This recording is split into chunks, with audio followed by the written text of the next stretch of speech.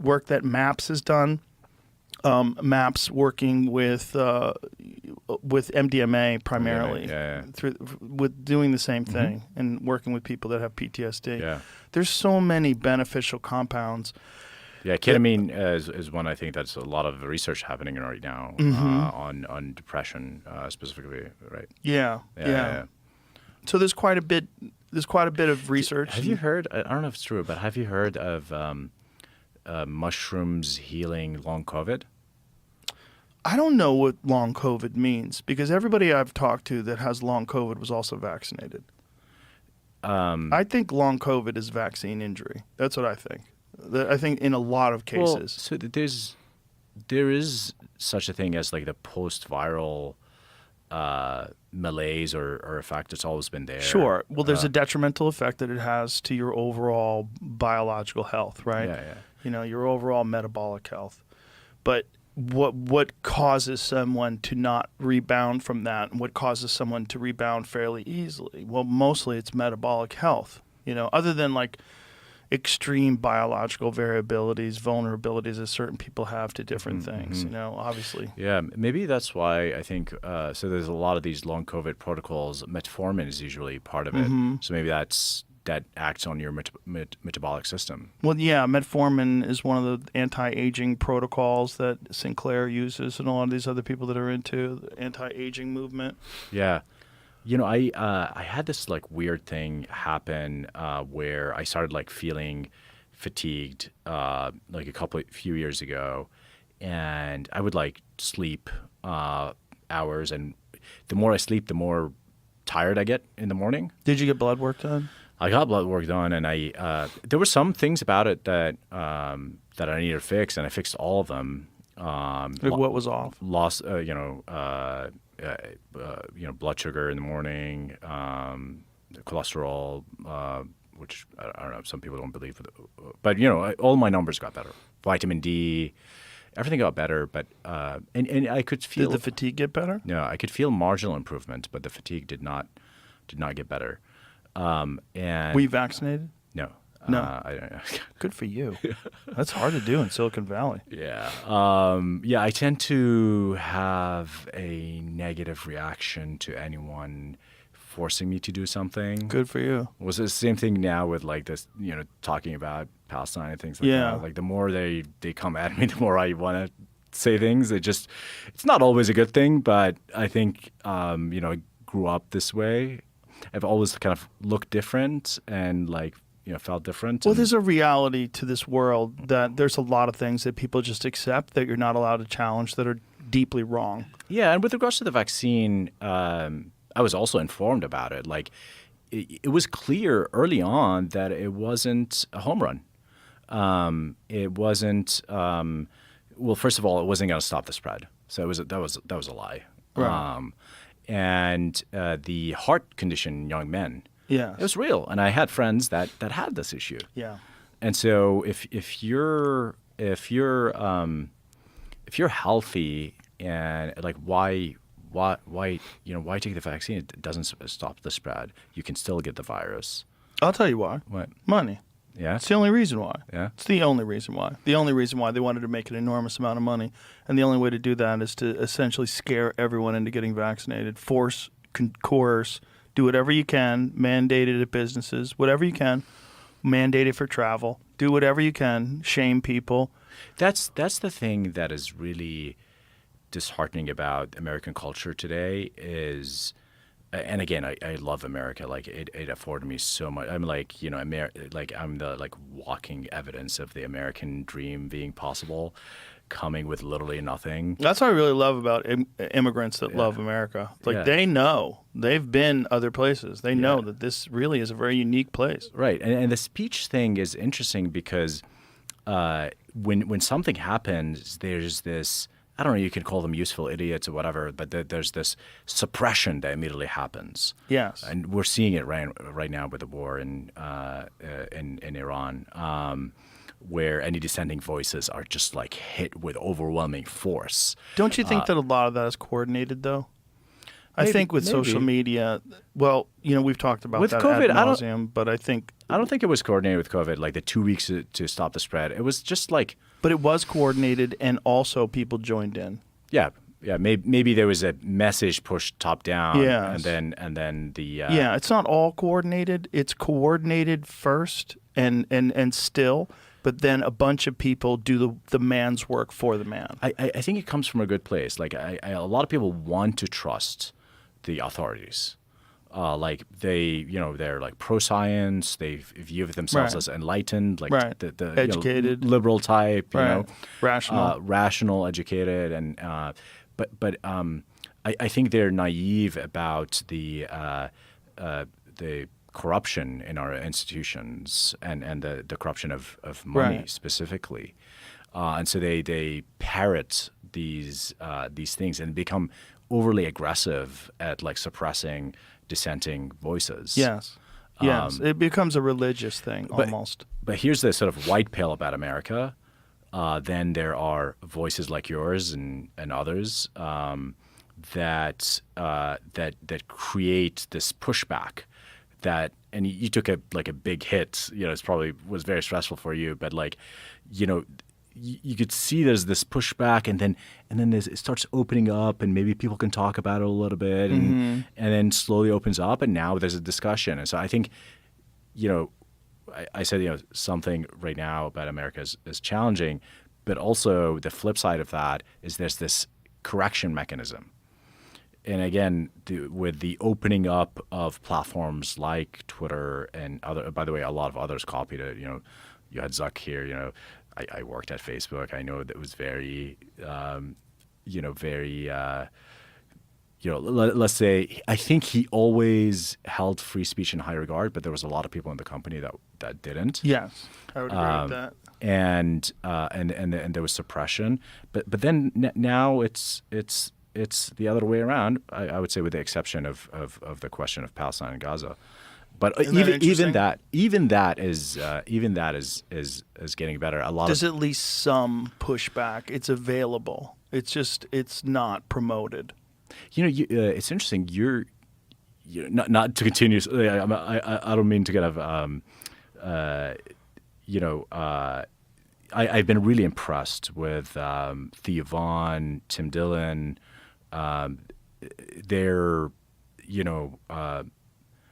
They're sincere, and they're looking at what's happening in Gaza, and they're seeing images, and they're saying this is not what we should be as America. We should be pro-life, pro-peace. Yeah. And I really appreciate that, and that's starting to open up.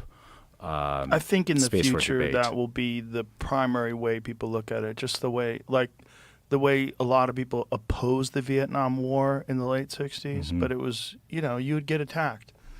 And I think now people realize that was the correct response. And I think in the future people will realize the correct response is this is not October 7th was awful. Absolutely. Obviously. Terrible attack. But also, what they've done to Gaza is fucking insane. It's insane. And if you can't see that, if you can't say that, and your response is, Israel has the right to defend itself. What are you talking about? Against what? Children? Right. Against women and children that are getting blown apart? Against aid workers that are getting killed? Yeah. What are you talking about? We can't have a rational conversation if you're not willing to address that. Yeah. I think their heart is hardened. If I'm trying to be as charitable as possible, the Israelis specifically, maybe from the October 7, what they saw there, their heart is hardened. And I think a lot of people, especially on the Republican side, they're unable to see the Palestinians as humans, Right. especially as people with emotions and feelings and all of that. And Imagine if that was happening to Scandinavia, Yeah. right? Yeah, exactly. Yeah, it's very strange. My kid, my 5-year-old kid, called me 2 days ago. They're in Amman, Jordan. They're visiting their grandparents, and I was in the car, and it was FaceTime, and the moment the camera opened, he's like, "What are you doing? Why are you outside? there are sirens, there are rocket, you have to go inside. And I'm like, Dada, like I am in California. We don't have sirens and rockets. And then I asked him, like, are you afraid? Because you're hearing that. This is a California kid. Like, this Right, is, right. you know, he's never, you know, he didn't have the upbringing that I had. And so it's the first time he's getting exposed to, I don't think he understands what war is. Of course. And I was like, are you afraid? And it's like, no, I'm afraid that other people are, you know, I want everyone to be okay. Yeah. But I know he was shook by it, and I took him out. You know, they're on their way back. I just couldn't. Of course. deal. It's just a bad place to be right now. But also, like, this conversation is happening in the West Bank. It's happening in Israel. It's happening in Gaza. You know, people want peace. People want to live. People Yes. want to trade. People want to build. Yeah. And this is what I made my life mission about, is about giving people tools to build, to improve their lives. And I think we're just led by maniacs. And Exactly. And so Exactly. That's exactly what it is. You have people that are in control of large groups of people that convince these people that these other large groups of people that they don't even know are their enemies. Mhm. And those large groups of people are also being convinced by their leaders that those other groups of people are their enemies. And then rockets get launched, and it's fucking insane. And the fact that it's still going on in 2025 with all we know about corruption and the theft of resources and power and influence, it's crazy that this is still happening. I'm really hoping the internet is finally reaching its potential to start to open people's minds and remove this like veil of propaganda and ignorance, because it was starting to happen in like 2010, 2011, and then you saw YouTube start to close down. You saw Facebook start to close down, Twitter, and suddenly we had like this period of darkness, Censorship between, Yeah. you know, definitely ramped up in 2015. And I think with good intention initially. I think the people that were censoring thought they were doing the right thing. They thought they were silencing hate Right. and misinformation. And then the craziest term, malinformation. Yeah. Malinformation is the one that drives me the most nuts because it's actual factual truth that might be detrimental to overall public good. Just Right. like, what does that mean? Yeah. Are people infants? Are they unable to decide Yeah. that whether this factual information, how to use that, and how to have a more nuanced view of the world with this factual information that's inconvenient to the people that are in power? Right. That's crazy. It's crazy. You're turning adults into infants, Yep. and you're turning the state into God. Yep. And this is the secular religion. This is the religion of people that are atheists. The West was never about that. The West was about individual liberty. And it should be. And Yeah. the idea that we have functioning brains and minds, we're Yeah. conscious. Yes. We can make decisions. We can get information and data and make our own opinions of things. But And we should be able to see people that are wrong. You should be able to see people that are saying things that are wrong that you disagree with. And then it's your job or other people's job to have counter arguments. 100%. And the counter arguments should be better. Yep. And then Debate. Yeah, and that's how we learn, and that's how we grow. This is not like a pill that fixes everything. This is a slow process of understanding. It's top-down control. It's the managerial society. Yes. It is not that different from fascism and communism and Right. all of that stuff. They all share the same thing. There's like an elite group of people that know everything and they need to manage everything, and we're all plebs. But that's what's crazy is the elite group of people. I've met a lot of them. They're fucking flawed human beings, and they shouldn't have that much power. Yep. Because no one should have that much power. 100%. It's just, and this is, I think, something that was one of the most beautiful things about Elon purchasing Twitter is that it opened up discussion. Yep. Yeah, you've got a lot of hate speech. You've got a lot of like legitimate Nazis and crazy people that are on there too that weren't on there before. But also you have a lot of people that are recognizing actual true facts that are very inconvenient to the narrative that's displayed on mainstream media. Yeah. And because of that, mainstream media has lost an insane amount of viewers. Right. And the relevancy, like the trust that people have in mainstream media is at an all-time low. Yeah. As it should be. Because you can watch, and I'm not even saying right or left, watch any of them on any like very important topic of world events, and you see the propaganda. It's like, it's so obvious. It's like for children. It's like, this is so dumb. Why do you think see- people fall for it so? Boomers, man. Boomers are the problem. It's old people. It's old people that don't use the internet or don't really truly understand the internet and really don't believe in conspiracies. Like fucking Stephen King the other day, who I love dearly. I am a giant Stephen King fan, especially when he was doing cocaine. I think he's the greatest writer of all time for horror fiction. But he tweeted the other day, I'm sorry to, like, see if you could find it. Something about... Is he on Twitter? I think he went to Blue Sky. Oh, he bailed on Blue Sky. They all bail on Blue Yeah. Sky. Everyone bails on Blue Sky. That there is no deep state. Fucking, what was the total thing of it? Something about the deep state, but it was such a goofy tweet. It's like, this is like boomer logic personified in a tweet by a guy who really, someone needs to take his phone away because it's fucking ruining his old books for me. But it's not. Like, I recognize he's a different human now, and he's really, really old, and he got hit by a van, and he's all fucked up. Yeah. But this, can you find it? Because it was like yesterday or the day before yesterday. I just remember looking at it and go, this is why I'm off social media. I was trying to stay off social media, but somebody sent it to me. And I was like, Jesus fucking Christ, Stephen King. Did you find it? Yeah. Here it is. I hate to be the bearer of bad news, but there's no Santa Claus, no tooth fairy. Also, no deep state, and vaccines aren't harmful. These are stories for small children and those too credulous to disbelieve them. That is boomerism. That is boomerism. And meanwhile, Brock counters it right away. Look at this. So someone says, Grok, which vaccines throughout history are pulled from the market because they're found to be harmful and why? And Grok says, several vaccines have been withdrawn due to safety concerns, though such causes are rare. Rotavirus vaccine. Well, there's a lot more because this is all this shit. That polio one was especially bad. Yeah. Oh yeah, the 1955 Qatar incident polio vaccine was called live virus caused over 250. Click on show more. Yeah, there's. Oh, I got the fly. Nice. Guillain-Barré, however you say that. That's the one where people get half their face paralyzed.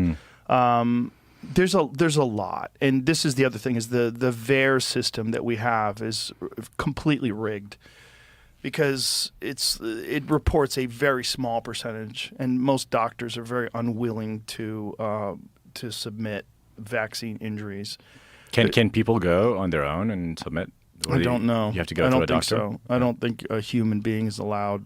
A patient is allowed. I might be wrong though, but the real interest. There's a financial interest in vaccines. There's a financial interest that doctors have in prescribing them, and doctors they're financially incentivized to vaccinate all of their patients, and that's a problem. That's a problem because they want that money, and so what is Mary's Mary Talley? Is it Bowden? She's hyphenated. She was talking about on Twitter that if she had vaccinated all of her patients in her very small practice, she would have made an additional $1.5 million. Oh, wow. That's real money. Yeah. And that really, obviously she's got tremendous courage and she was, she went through hell dealing with the universities and newspapers and media calling her some sort of quack and crazy person, but what she's saying is absolutely 100% true. There's financial incentives that are put in place for you to ignore vaccine injuries and to vaccinate as many people as possible. That's a problem. And then there's the issue of having their own special courts and they're indemnifying the companies. That's the big problem is they don't have any liability for the vaccines because during the Reagan administration. When they were, I didn't kill a fly, this motherfucker. I thought I whacked him. There he is. He's taunting me. But during the Reagan administration, they made it so that vaccines are not financially liable to any side effects. Right. So, and then what do you know? They fucking ramp up the vaccine schedule tenfold after that. It's like, what a coincidence. crazy. Yeah. It's just money, man. And money is a real problem with people, because when people live for the almighty dollar and they live for those zeros on a ledger, and that's their goal, their main goals. And it's often not a lot of money, which is strange. I mean, it's a lot of money for those individual people, but like for society and the societal harm, it's like, no, we'll pay you, just like don't harm us. Well, one of the best examples is the fake studies that the sugar industry funded during the 1960s that showed that saturated fat was the cause of all these heart issues and not sugar. That was like $50,000. Right. They bribed these scientists. They gave them $50,000, and he ruined decades of people's health. Yeah. Who knows how many fucking people thought margarine was good for you? Yeah. Because of them. There's a bunch of recent fraud cases. I think Stanford, maybe Jamie, you can fact check me on that. But Stanford, there was like a big shakeup, like maybe even a president got fired, and there's a bunch of recent fraud in science. Yes. Yeah. Well, how about the Alzheimer's research? The whole amyloid plaque thing. The papers that were pulled that were completely fraudulent. That like decades of Alzheimer's research was just all horseshit. See if you can find that, because I can't remember it offhand. But this is a giant problem, and it's money. It's money and status, and that these guys want to be recognized as being the experts in this field, and and then they get leaned on by these corporations that are financially incentivizing them, and then it just gets really fucking disturbing. Right. It's really scary, because you're playing with people's health, you're playing with people's lives, and you're giving people information that you know to be bad. Allegations of fabricated research undermine key Alzheimer's theory. 6-month investigation by Science magazine uncovered evidence that images in the much-cited study published 16 years ago in the journal Nature may have been doctored. They are doctored, yeah. Huberman actually told me about this, too. This is disturbing fucking shit, man. It uncovered evidence that images in the much-cited study published 16 years ago may have been doctored. These findings have thrown skepticism on the work of, I don't know how to say his name is, Sylvain Lesnay, a neuroscientist and associate professor at the University of Minnesota, and his research would fueled interest in a specific assembly of proteins as a promising target for the treatment of Alzheimer's research. He didn't respond to NBC News requests comments, nor did provide comment to Science magazine. It found more than 20 suspect papers. That's a conspiracy. Identified more than 70 instances of possible image tampering in his studies. Whistleblower Dr. Matthew Schrag, a neuroscientist at Vanderbilt University, raised concerns last year about the possible manipulation of images in multiple papers. Carl Harrup, a professor of neurobiology at the University of Pittsburgh Brain Institute, who wasn't involved in the investigation, said the findings are really bad for science. It's never shameful to be wrong in silence, said Harrup. I hope I'm saying his name right, who also worked at the school's Alzheimer's Research Center, Disease Research Center. A lot of the best science is done by people being wrong and proving first if they were wrong, and then why they were wrong. What is completely toxic to science is to be fraudulent, of course. Yeah, there's just... Whenever you get people that are experts and they cannot be questioned, and then they have control over research money and they have control over their departments. So what's the motivation here? Is it drugs, or is it the just research money? I think a lot of it is ego. A lot of it is being the gatekeepers for information and for truth, and then you're influenced by money. To this day, I was watching this discussion. They were talking about the evolution of the concept of the lab leak theory. And that it's essentially universally accepted now everywhere, even in mainstream science, that the lab leak is the primary way that COVID most likely was released, except these journals.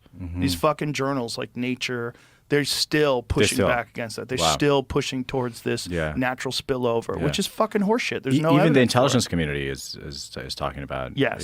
Yes. Even the intelligence community is saying it's a lab leak, but they fucking knew that. They knew that. They knew it all along. They knew that in 2020. They just didn't want to say it. Right. They didn't want to say it because they were funding it all. That's what's really crazy, and they were funding it all against what the Obama administration tried to shut down in 2014. Right. Sometimes I think about if there's like, some kind of technology solution, or not solution, but like we can get technology built to help better aid truth finding.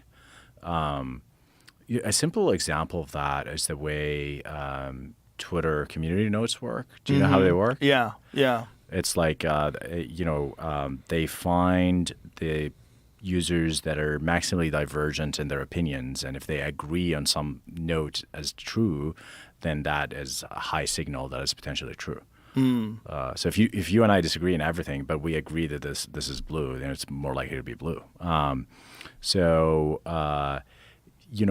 wonder if there's a way to kind of simulate maybe debate using AI. I'm not sure if you used deep research. Deep research is this new trend